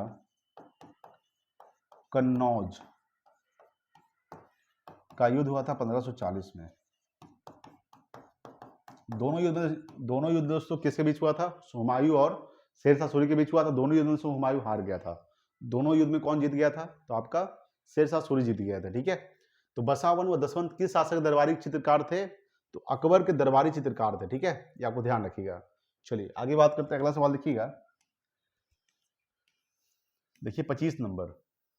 25 आपके सामने दोस्तों इंपॉर्टेंट सवाल है कि निम्नलिखित में कौन सुमेलित नहीं है? ननौरा दोस्तों ये कहाँ है? आपका ये दोस्तों उत्तर प्रदेश में आपका सही है। कुडनकुलन दोस्तों कहाँ है? कर्नाटक में नहीं है, बल्कि दोस्तों ये ऑप्शन नंबर दोस्तों बी गलत है। कर्नाटक में दोस्तों नहीं है, बल्कि दोस्तों ये तमिलनाडु में। कहाँ है? तमिलनाडु। ठीक है दोस्तों। विद्युत परमाणु संयंत्र है दोस्तों ये सब। ठीक है। कागरापाड़ दोस्तों कहाँ है? याद रखिए दोस्तों गुजरात में, आपका सही है। ठीक है दोस्तों। तारापुर दोस्तों कहाँ है? ये आपका महाराष्ट्र में दोस्तों, ये भी आपका सही है। लेकिन ऑप्शन नंबर दोस्तों बी है, कुडनकुलन जो है ये आपका कर्नाटक में नहीं बल्कि तमिलनाडु में। ठीक है, ये आपको ध्यान रखिएगा। चलिए अगला सवाल देखिएगा, 26 नंबर सवाल देखिए। 26 आपके सामने है कि 38वीं समांतर रेखा किन दो देशों के मध्य स्थित है? ठीक है, ये आपको ध्यान रखिए दोस्तों। तो 38वीं जो है ये आपको ध्यान रखिएगा, उत्तरी कोरिया एवं दक्षिणी कोरिया के बीच है। ठीक है, उत्तरी कोरिया दक्षिणी कोरिया के बीच कौन सी रेखा है? तो 38वीं समांतर रेखा है, ये आपको ध्यान रखिएगा। पूछेगा दोस्तों कि उत्तरी वियतनाम और दक्षिणी वियतनाम के बीच कौन सी रेखा है? तो 17वीं है। ठीक है, 17वीं समांतर रेखा है, समांतर रेखा। ठीक है, किसके बीच है? तो उत्तरी वियतनाम और दक्षिणी वियतनाम के बीच है। ठीक है, याद रखिएगा। और अमेरिका और कनाडा के बीच दोस्तों कौन सी रेखा है? तो 49वीं समांतर रेखा है, 49वीं समांतर रेखा। ठीक है, जर्मनी और फ्रांस के बीच दोस्तों कौन सी रेखा है? याद रखिएगा। तो जर्मनी और फ्रांस के बीच है मैगी नॉट रेखा। ठीक है, ये आपको ध्यान रखिएगा। मैगी नॉट जो रेखा है किसके बीच है? ये जर्मनी और फ्रांस के बीच है। जर्मनी एवं पोलैंड के बीच कौन सी रेखा है? ये भी ध्यान रखिएगा। जर्मनी एवं पोलैंड के बीच हिंडनबर्ग रेखा है। जर्मनी एवं पोलैंड के बीच हिंडनबर्ग रेखा है, याद रखिएगा। जर्मनी एवं पोलैंड के बीच हिंडनबर्ग रेखा। जर्मनी और फ्रांस के बीच मैगिनोट रेखा दोस्तों, ये आपको ध्यान रखिएगा। जर्मनी एवं फ्रांस के बीच मैगिनोट रेखा। रूस एवं फिनलैंड के बीच कौन सी है? तो मैनर हिम रेखा है, रूस एवं फिनलैंड के बीच, ये भी ध्यान रखिएगा। रूस एवं फिनलैंड के बीच है मैनर हिम रेखा। ठीक है, ये दोस्तों बहुत इंपॉर्टेंट है। आपको दोस्तों पता होगा भारत और पाकिस्तान के बीच रेडक्लिफ रेखा है। ठीक है, भारत और चीन के बीच मैकमोहन रेखा है, इसमें दोस्तों आपको पता ही होगा। ठीक है, तो दोस्तों रूस एवं फिनलैंड के बीच मैनर हिम रेखा, याद रखिएगा। जर्मनी और पोलैंड के बीच हिंडनबर्ग रेखा। जर्मनी और फ्रांस के बीच मैगिनोट रेखा। अमेरिका और कनाडा के बीच 49वीं समांतर रेखा। उत्तरी वियतनाम दक्षिणी वियतनाम के बीच 17वीं समांतर रेखा। उत्तरी कोरिया एवं दक्षिणी कोरिया के बीच कौन सी है? तो 38वीं समांतर रेखा। अच्छा दोस्तों, उत्तरी कोरिया की राजधानी भी ध्यान रखिएगा, पियोंग पांग होता है, पियोंग पांग। ठीक है, ये आपको ध्यान रखिए दोस्तों। दक्षिणी कोरिया की राजधानी क्या होता है? सियोल होता है। ठीक है, क्या होता है? सियोल। ठीक है, ये आपको ध्यान रखिए दोस्तों। अगर पूछेगा आपके सामने वियतनाम की दोस्तों राजधानी क्या होती है? वियतनाम दोस्तों एक देश है, तो उत्तरी वियतनाम दक्षिणी वियतनाम है। वियतनाम की दोस्तों राजधानी होता है हनोई। क्या होता है? हनोई जो होता है दोस्तों वियतनाम की राजधानी होता है दोस्तों। अमेरिका दोस्तों राजधानी क्या होता है? Washington DC. वाशिंगटन डीसी का मतलब डिस्ट्रिक्ट ऑफ कोलंबिया होता है। कनाडा दोस्तों राजधानी क्या होता है? ओटावा। कनाडा राजधानी क्या होता है? ओटावा। ठीक है, याद रखिएगा। जर्मनी दोस्तों राजधानी क्या होता है? बर्लिन होता है। क्या होता है? बर्लिन। ठीक है, बर्लिन, याद रखिएगा। फ्रांस की दोस्तों राजधानी क्या होता है? पेरिस होता है, ये आपको ध्यान रखिए दोस्तों। पूछेगा सवाल यहाँ पे, रूस की दोस्तों राजधानी क्या होता है? मॉस्को होता है। ठीक है, मॉस्को। फिनलैंड की दोस्तों राजधानी क्या होता है? हेलसिंकी। हेलसिंकी। ठीक है, ये आपको ध्यान। फिनलैंड की राजधानी हेलसिंकी। एक दोस्तों आपका फिलीपींस होता है, उसकी राजधानी मनीला होता है, फिलीपींस का। ठीक है, फिनलैंड को दोस्तों क्या कहा जाता है? फिनलैंड को झीलों का देश कहा जाता है, फिनलैंड को, ये भी ध्यान रखिएगा, ठीक है दोस्तों। और पोलैंड का दोस्तों राजधानी क्या होता है? वार्सो होता है, वार्सो। वार्सो जो होता है, वार्सो, ये आपका पोलैंड की राजधानी है, वार्सो, ठीक है, ये आपको ध्यान रखिएगा। समझ गए होंगे दोस्तों। और भारत और पाकिस्तान के बीच रेड क्लिफ रेखा, भारत और चीन के बीच मैकमोहन रेखा, ठीक है, मैकमोहन रेखा जो निर्धारण किया गया था भारत और चीन के बीच, ये 1914 में किया गया था, और 1947 में किया गया था रेड क्लिफ रेखा का निर्धारण। चलिए आगे बात करेंगे, अगला सवाल देखिएगा, 27 नंबर सवाल।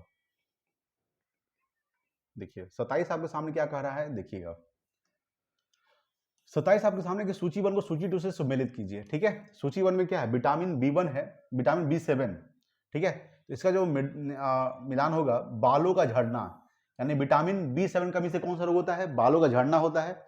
विटामिन B11 की कमी से दोस्तों क्या होता है, याद रखिएगा, तो प्रनासी अरक्तता होता है, होना, ठीक है। विटामिन E की कमी से दोस्तों बांझपन होता है, महिलाओं में होता है। विटामिन K की कमी से रक्त का थक्का ना जमना, रक्त का थक्का जमने में सहायक करता है दोस्तों विटामिन K, आपको ध्यान रखें दोस्तों।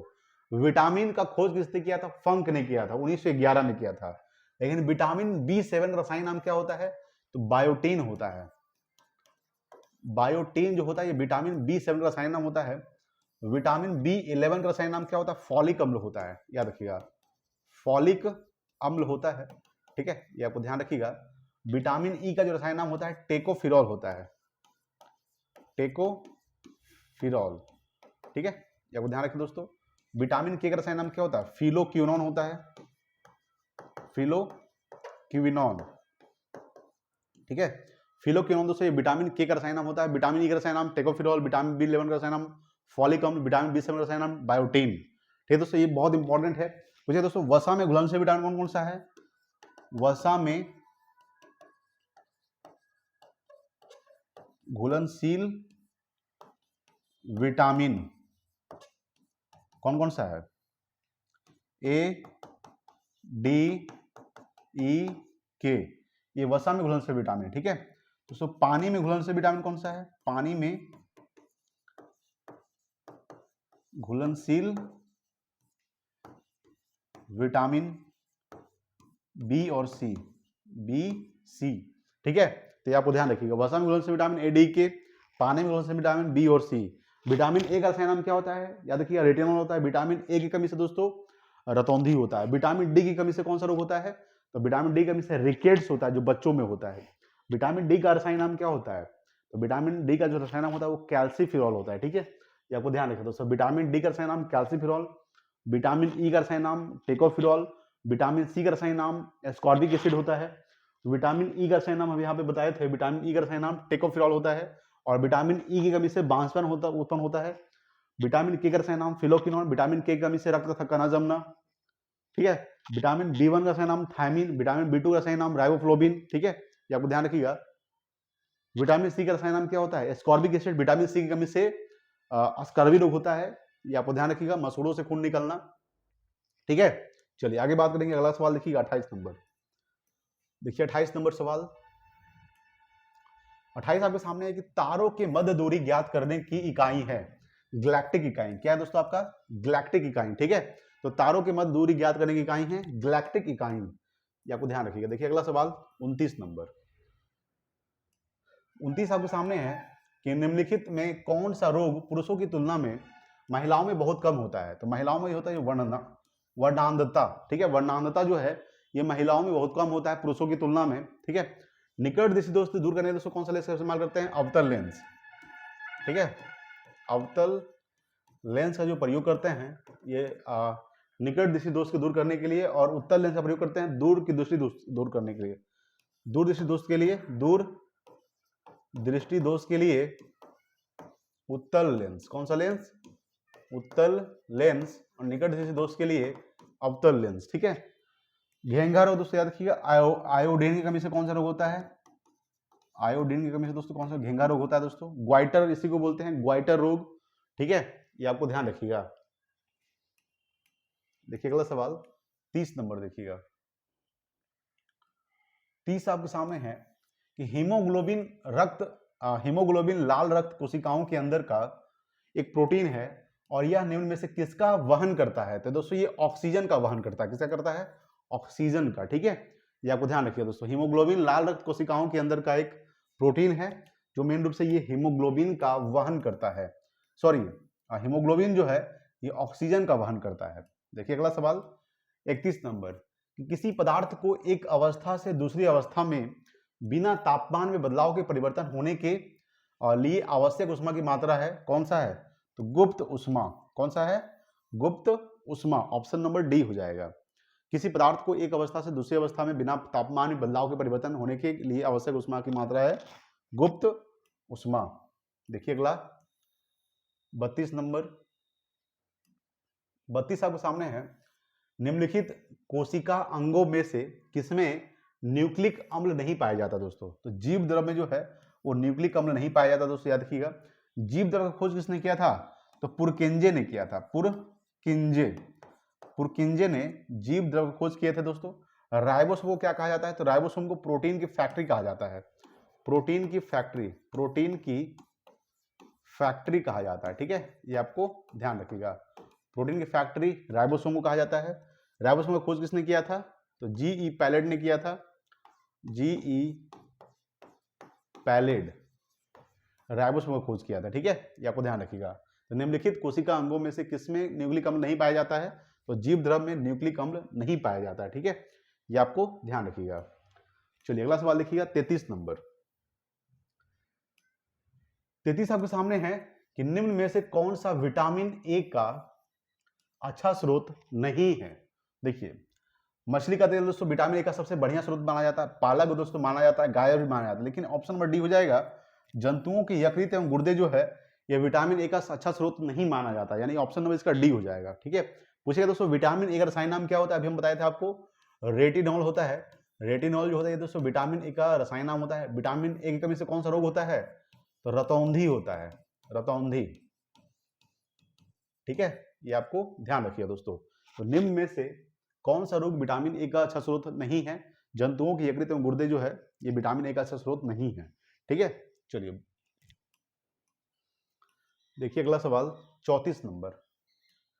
34 आपके सामने है कि सूची 1 को सूची 2 से मिलान कीजिए। सूची 1 में है क्या? प्रतिरोध कैसा मात्रक क्या होता है?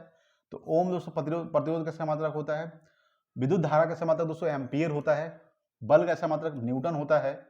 और शक्ति कैसा मात्रक वाट होता है, ठीक है, ये आपको ध्यान रखिएगा।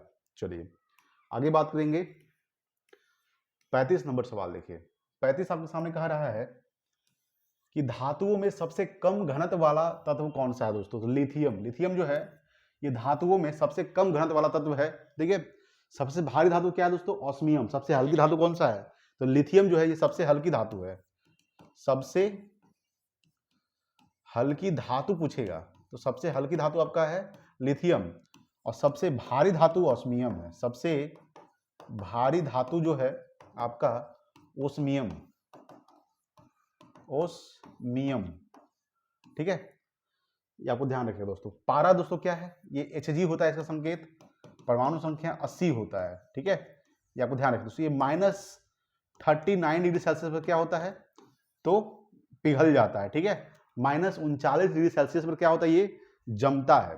पारा जो है ये जमता है -39 डिग्री सेल्सियस पर, ये भी ध्यान रखिएगा दोस्तों। पारा जो है ये कमरे के तापमान पर, कौन सी धातु कमरे के तापमान पर द्रव अवस्था में पाई जाती है? तो पारा जो है ये कमरे के तापमान पर द्रव अवस्था में पाई जाती है। पारा धातु पूछेगा तो पारा, अधातु पूछेगा तो ब्रोमीन, ठीक है। कौन सी धातु कमरे के तापमान द्रव अवस्था में पाई जाती है? पारा। कौन सी अधातु कमरे के तापमान द्रव अवस्था में पाई जाती है? तो ब्रोमीन, Br। कॉपर का संकेत क्या होता है? Cu, ठीक है, आपको ध्यान रखिए। सोडियम परमाणु संख्या 11 होता है, इसका संकेत Na होता है, परमाणु संख्या 11 होता है दोस्तों। केरोसिन को और सोडियम को दोस्तों केरोसिन तेल में डुबाकर रखा जाता है कि दोस्तों हवा के संपर्क में आने से ये जल उठता है, ठीक है। केरोसिन तेल में डुबाकर रखा जाता है, ठीक है, ये आपको ध्यान रखिएगा। तो धातु में सबसे कम घनत्व वाला तत्व कौन सा है दोस्तों आपका? तो लिथियम है, ठीक है। सबसे हल्का तत्व कौन सा है दोस्तों? सबसे हल्का तत्व हाइड्रोजन है, और सबसे भारी जो तत्व है यूरेनियम है, ठीक है, ये आपको ध्यान रखिएगा। चलिए देखिए 36 नंबर। 36 आपके सामने क्या कह रहा है? 36 आपके सामने है कि प्राकृतिक रबड़ के बारे में निम्न में से कौन सा कथन सही है दोस्तों, ऑप्शन नंबर ए इसका सही है। यह एक प्राकृतिक बहुलक है और इसमें लोचदार गुण होते हैं। मेन रूप से याद रखिएगा कि प्राकृतिक रबड़ में क्या होता है दोस्तों, तो यह एक प्राकृतिक बहुलक है और इसमें क्या होते हैं, लोचदार गुण होते हैं। मेन रूप से ये आपको ध्यान रखिएगा प्राकृतिक रबड़ के बारे में। 36 का ऑप्शन नंबर ए हो जाएगा। देखिए अगला सवाल 37 नंबर। 37 आपके सामने है कि किसी तत्व का रासायनिक गुण निम्न में से कौन तय करता है। दोस्तों इलेक्ट्रॉन की संख्या तय करता है। कौन करता है, इलेक्ट्रॉन की संख्या। देखिए किसी तत्व का जो रासायनिक गुण होता है मेन रूप से कौन तय करता है, इलेक्ट्रॉन की संख्या। इलेक्ट्रॉन का दोस्तों खोज कौन किया था, जैसे इसमें कौन सा चार्ज होता है इलेक्ट्रॉन पे, इलेक्ट्रॉन तो ऋणात्मक होता है, इस पर ऋण चार्ज होता है, माइनस होता है, ठीक है। इलेक्ट्रॉन खोज किसने किया था, जे थॉमसन ने किया था। यह भी ध्यान रखिएगा, मेन रूप से इंपॉर्टेंट है। जे थॉमसन इलेक्ट्रॉन खोज किए थे। न्यूट्रॉन का दोस्तों खोज किसने किया था, तो जेम्स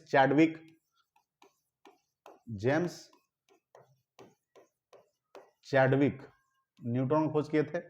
और प्रोटॉन खोज कौन किया था, रदरफोर्ड ने किया था। रदरफोर्ड या गोल्डस्टीन क्या किए थे, प्रोटॉन का खोज किए थे, ठीक है। ये आपको ध्यान रखिएगा। चलिए अगला सवाल देखिएगा 38 नंबर। 38 आपके सामने देखिएगा, देवप्रयाग की नदियों के संगम पर स्थित है दोस्तों। तो ये आपका भगीरथी और अलकनंदा के नदियों के संगम पर है, ठीक है। भगीरथी और अलकनंदा की नदियों के संगम पर दोस्तों आपका देवप्रयाग है, ठीक है।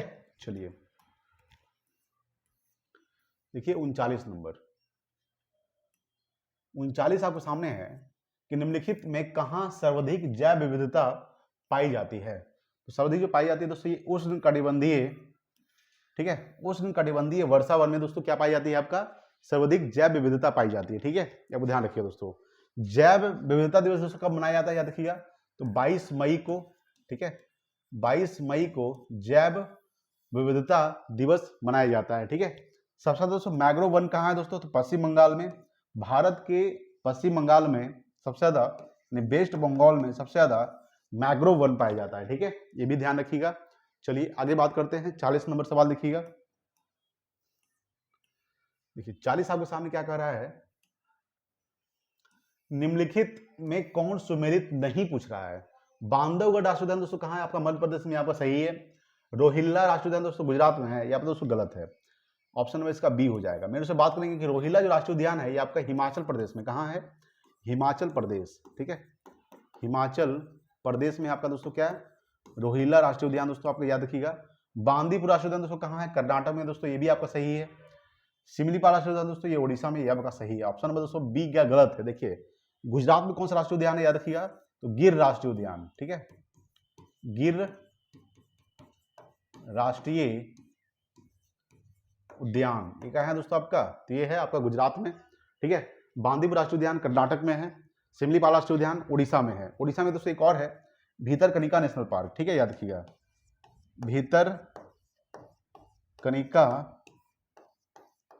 नेशनल पार्क दोस्तों कहाँ है आपका, उड़ीसा में, ठीक है। ये आपको ध्यान रखिएगा। उसके बाद बात करेंगे दोस्तों कर्नाटक में कौन कौन से राष्ट्रीय उद्यान है, बात करेंगे यहाँ पे। देखिए तो अंशी राष्ट्रीय उद्यान दोस्तों कहाँ है, कर्नाटक में। अंशी राष्ट्रीय उद्यान याद रखिएगा, अंशी राष्ट्रीय उद्यान, ठीक है, कहाँ है, कर्नाटक में है।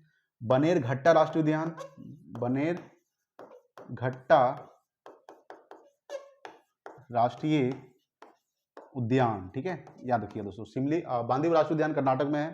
अंशी राष्ट्रीय उद्यान दोस्तों याद रखिएगा। नागरहोल राष्ट्रीय उद्यान, नागरहोल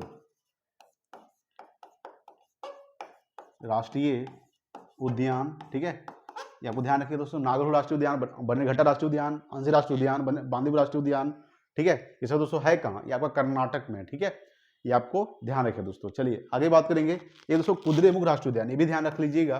कुद्रेमुख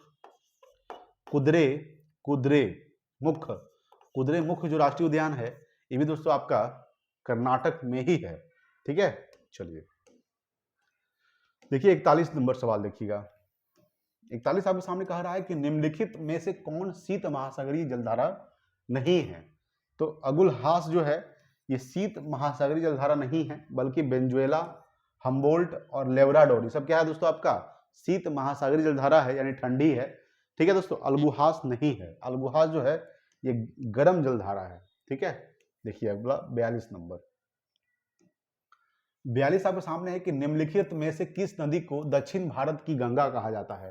तो कावेरी को, ठीक है, कावेरी को दक्षिण भारत गंगा, गोदावरी को दक्षिण की गंगा, गोदावरी को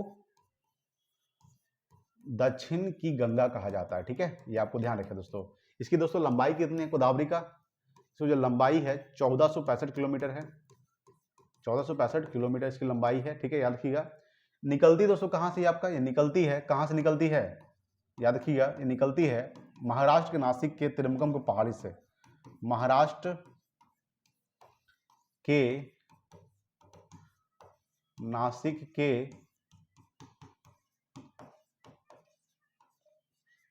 त्रिम्बकम, त्रिम्बकम की पहाड़ी से, की पहाड़ी, त्रिम्बकम की पहाड़ी से निकलती है।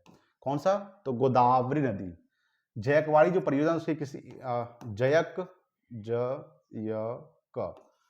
जयकवाड़ी परियोजना, ये दोस्तों गोदावरी नदी पर ही है, ठीक है। इसको गिरती कहाँ है? ये आपका बंगाल की खाड़ी में जाके गिर जाती है गोदावरी नदी, ठीक है, बंगाल की खाड़ी में जाके गिर जाती है, ठीक है, याद रखिएगा। गोदावरी को दोस्तों वृद्ध गंगा भी कहा जाता है, वृद्ध गंगा, ठीक है, वृद्ध गंगा कहा जाता है दोस्तों गोदावरी नदी को, ठीक है दोस्तों। चलिए आगे बात करेंगे, यहाँ पर समझिएगा दोस्तों, याद रखिएगा सवाल पूछेगा दोस्तों, अलमाटी बांध दोस्तों किस नदी पर है? कृष्णा नदी पर है, ठीक है। अलमाटी बांध, अलमाटी बांध दोस्तों किस नदी पर है? कृष्णा नदी पर, याद रखिएगा। कृष्णराज सागर बांध दोस्तों कावेरी नदी पर, कृष्ण राज सागर बांध जो है ये आपका कावेरी नदी पर है, ठीक है, ये आपको ध्यान रखिएगा। चलिए आगे देखते हैं, अगला सवाल देखिएगा 43 नंबर। 43 आपके सामने है कि निम्नलिखित में कौन सही सुमेलित नहीं है? टकला मकान दोस्तों कहाँ है? ये सब मरुस्थल है, ठीक है, ये आपका चीन में दोस्तों आपका सही है। थार दोस्तों भारत में के राजस्थान में है। आटाकामा दोस्तों कहाँ है? चिली में है। गिब्सन दोस्तों अफ्रीका में नहीं बल्कि ये ऑस्ट्रेलिया में, ऑप्शन में इसका डी हो जाएगा, ये ऑस्ट्रेलिया में, कहाँ है? ऑस्ट्रेलिया, ठीक है, ये आपको ध्यान रखिएगा दोस्तों। इसकी जो राजधानी होता है कैनबरा होता है, क्या होता है?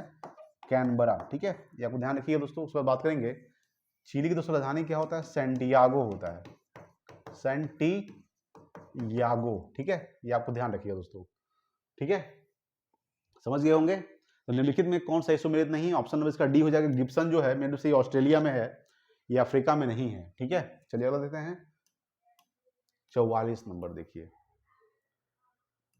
44 आपके सामने क्या कर रहा है कि अनुसूचित जाति और अनुसूचित जनजाति को संयुक्त राष्ट्रीय आयोग के किस संशोधन के अंतर्गत दो अलग निकायों में बांटा गया है?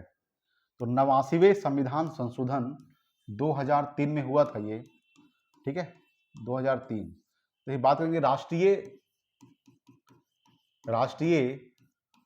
जाति आयोग, जाति आयोग, इसका जो उल्लेख किया गया है अनुच्छेद 338 में किया गया है, ठीक है। राष्ट्रीय जाति आयोग, एक आपका राष्ट्रीय जनजाति आयोग, राष्ट्रीय जनजाति आयोग, इसका जो उल्लेख किया गया है अनुच्छेद 338A में किया गया है, ठीक है, ये आपको ध्यान रखिएगा। तो ये दो भागों में बांटा गया है, राष्ट्रीय जाति आयोग, राष्ट्रीय जनजाति आयोग, ठीक है। राष्ट्रीय जाति और राष्ट्रीय अनुसूचित जाति आयोग, देखिए राष्ट्रीय अनुसूचित जाति आयोग, हाँ यहाँ पे अनुसूचित कर दीजिएगा, सिर्फ यहाँ पे डाल दीजिएगा अनुसूचित, ठीक है, यहाँ पे क्या डाल दीजिएगा? अनुसूचित, अनुसूचित, यानी कहने का मतलब ये है राष्ट्रीय अनुसूचित जनजाति आयोग, राष्ट्रीय अनुसूचित जाति आयोग, ठीक है। इसका जो उल्लेख किया गया है, सॉरी दोस्तों थोड़ा सा खांसी हो चुका है, ठीक है। देखिए राष्ट्रीय अनुसूचित जाति आयोग अनुच्छेद 338 में है। राष्ट्रीय अनुसूचित जनजाति आयोग, इसका जो उल्लेख किया गया अनुच्छेद 338A में किया गया है। तो यही दो निकाय, अलग निकाय बांटा गया था 86वें संविधान 89वें संविधान संशोधन 2003 के द्वारा। 86वें संविधान संशोधन 2002 में क्या हुआ था? ठीक है। 86वां संविधान संशोधन 2002 में हुआ था कि दोस्तों आपको ध्यान रखिएगा, इसमें 11वां मौलिक कर्तव्य जोड़ा गया था। जो 11वां मौलिक कर्तव्य जो जोड़ा गया है, मौलिक कर्तव्य, वो 86वां संविधान संशोधन 2002 के द्वारा जोड़ा गया था। ठीक है, जैसे तो कहा क्या गया है 86वें संविधान संशोधन में, क्या कहा गया दोस्तों याद रखिएगा। तो 6 वर्ष से लेकर 14 वर्ष के बच्चों को निःशुल्क शिक्षा और अनिवार्य शिक्षा का प्रावधान किया गया 86वां संविधान संशोधन 2002 के द्वारा। ठीक है, 42वां संविधान संशोधन कब हुआ था, इसको मिनी संविधान भी कहा जाता है, मिनी संविधान कहा जाता है, क्योंकि दोस्तों इसमें 42वां संविधान संशोधन में बहुत सारा संशोधन किया गया है। ठीक है, ये कब हुआ था, ये आपका 1976 में हुआ है। ठीक है, और 44वां संविधान संशोधन 1978 में हुआ है। ठीक है, ये आपको ध्यान रखिएगा दोस्तों। चलिए आगे बात करेंगे। 45 नंबर सवाल देखिए, कार्टाजेना प्रोटोकॉल। ठीक है, कार्टाजेना प्रोटोकॉल का संबंध है जैव सुरक्षा समझौते से। ठीक है, देखिए अगला 46 नंबर, 46 आपके सामने है कि किस वर्ष रेगुलेटिंग एक्ट पारित किया गया था। तो 1773 में किया गया था। ठीक है, रेगुलेटिंग एक्ट पारित किया गया था। 1797 में दोस्तों क्या हुआ था, प्लासी का युद्ध हुआ था, याद रखिएगा। प्लासी की जो लड़ाई हुई थी, प्लासी का युद्ध, ये 1757 में हुआ था। ठीक है, बक्सर का युद्ध हुआ था 1764 में, बक्सर।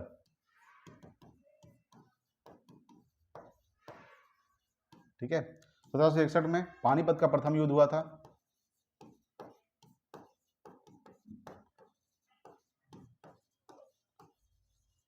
सत्रह सौ इकसठ में पानीपत का दूसरा युद्ध हुआ था। 61 की बात कर रहे हैं ना, तीसरा युद्ध हुआ था।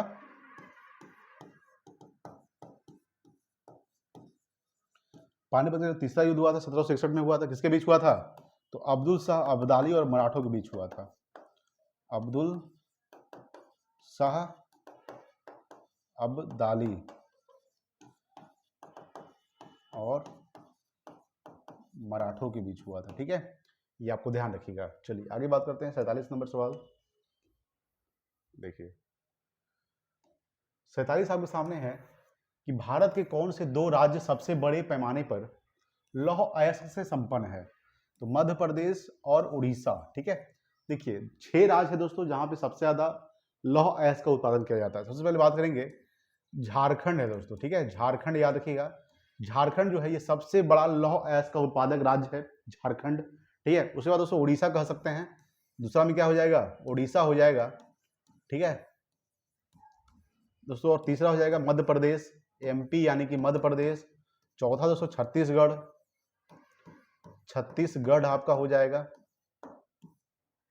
पांचवा दोस्तों कर्नाटक हो जाएगा आपका। ठीक है, और छठा दोस्तों आपका गोवा हो जाएगा। ठीक है, याद रखिएगा ये 6 बड़े राज्य है जो लौह अयस्क का उत्पादन करता है, लेकिन सबसे ज्यादा कौन करता है, झारखंड करता है। इससे पहले कौन था, बिहार था। सो झारखंड बिहार में ही था। झारखंड का स्थापना हुआ था 15 नवंबर 2000 ईस्वी को, झारखंड का स्थापना हुआ था। उसके बाद दोस्तों जितना भी लौह अयस्क था दोस्तों सब कहाँ चला गया, झारखंड में चला गया। ठीक है, तो सबसे बड़ा कौन बन गया, झारखंड। इससे पहले कौन था, बिहार ही था। तो भारत के कौन से 2 राज्य सबसे बड़े पैमाने पर लौह अयस्क उत्पादन संपन्न है, तो मध्य प्रदेश और उड़ीसा दोस्तों। ठीक है, यहाँ दोस्तों बिहार उड़ीसा तो हो ही नहीं सकता है। मध्य प्रदेश और पश्चिम बंगाल, पश्चिम बंगाल दोस्तों में है भी नहीं। ठीक है, यहाँ पे तो पश्चिम बंगाल है, पश्चिम बंगाल तो उसमें है भी नहीं, तो ऑप्शन नंबर इसका क्या हो जाएगा, बी हो जाएगा। ठीक है, चलिए देखिए अगला सवाल 48 नंबर। 48 आपके सामने है कि बिहार में डालमिया जो नगर है ये किसके लिए प्रसिद्ध है। दोस्तों ये सीमेंट के लिए। किसके लिए, सीमेंट के लिए दोस्तों। 1980 की बात करते हैं, 1980 के आसपास में डालमिया नगर दोस्तों बहुत फेमस था। ठीक है, उसके बाद दोस्तों 1980 के बाद धीरे धीरे दोस्तों ये जो डालमिया नगर है दोस्तों पतन होना शुरू हो गया, और 1990 में दोस्तों ये पूरा खंडर ही बन गया डालमिया नगर। ठीक है, तो बिहार में जो डालमिया नगर किसके लिए प्रसिद्ध था, ये सीमेंट के लिए प्रसिद्ध था मेन रूप से। ऑप्शन नंबर इसका बी हो जाएगा। ठीक है, चलिए, और दोस्तों जूट की अगर बात करते हैं तो बिहार का कौन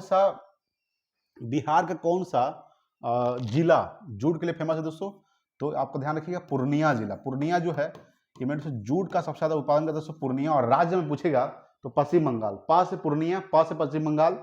ठीक है, याद रखिएगा पश्चिम बंगाल भारत में जूट का सबसे बड़ा उत्पादक राज्य है, और बिहार में सबसे बड़ा उत्पादक जिला कौन सा है जूट का, पूर्णिया है। ठीक है, ये आपको ध्यान रखिएगा। चलिए आगे बात करते हैं।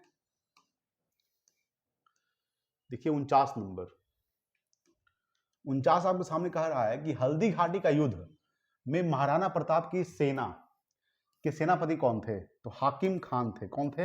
हाकिम खान। ठीक है, ये आप ध्यान रखिए। हल्दी घाटी का जो युद्ध हुआ था वो 1576 में हुआ था। कब हुआ था? 1576 में हुआ था। किसके बीच? महाराणा प्रताप और अकबर के बीच हुआ था। ठीक है, अकबर के बीच, ये आपको ध्यान रखिएगा। ठीक है, चलिए आगे बात करते हैं। देखिए 50 नंबर सवाल और आज का लास्ट सवाल।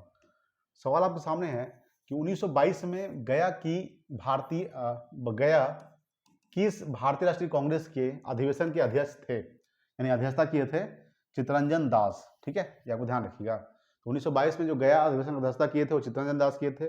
चित्तरंजन दास मोतीलाल नेहरू ने स्वराज पार्टी का भी स्थापना किए थे 1923 में। जवाहरलाल नेहरू दोस्तों याद किया, इन्होंने याद किया 1929 में 1929 के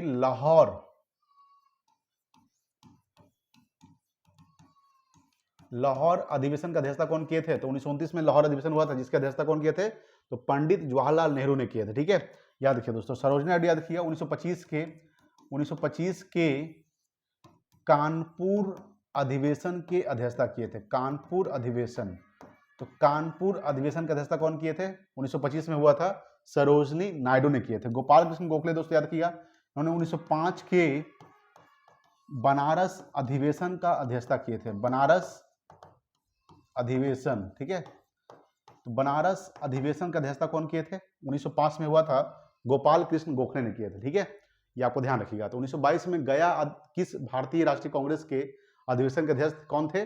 चित्तरंजन दास थे। ठीक है, ये आपको ध्यान रखिएगा। भारतीय राष्ट्रीय कांग्रेस का स्थापना किसने किया था?